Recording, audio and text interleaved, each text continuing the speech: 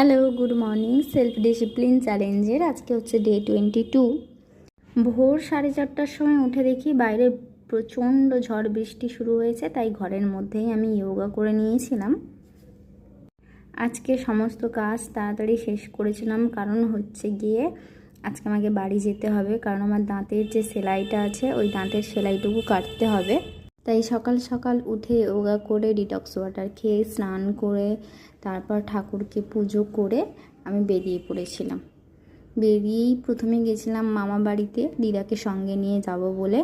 গিয়ে দেখি দিদা বাড়িতে নেই, আর দাদু বলল কোনো অসুবিধে হবে না, তুই একা যা, কোনো কিছু লাগবেও না। আমি তো ভয়ে ভয়ে ভাবছিলাম দিদাকে নিয়ে যাব। আর আমার দাদু এখানে বিশাল বড় বাগান করেছে, কত সবজি লাগিয়েছে দেখেছো, কাঁচা লঙ্কাগুলো। আমি তো ভেবেছিলাম আসার সময় নিয়ে আসবো, কিন্তু আমি ভুলেই গেছি। তারপর ভাবলাম যে একটু শপিং মলে যাব, দিয়ে সেখানে গেছিলাম। গিয়ে আমি কয়েকটা জিনিস কিনেছিলাম, কয়েকটা জিনিস বলতে ওই খাবারের টুকিটাকি জিনিস। আর শুনলাম যে একটার সঙ্গে একটা ফ্রি দিচ্ছে, তাই আমি ওই জন্যই গেছিলাম। কিন্তু কেউ কখনো লস করে দেয় না, এটা পুরো সত্যি কথা।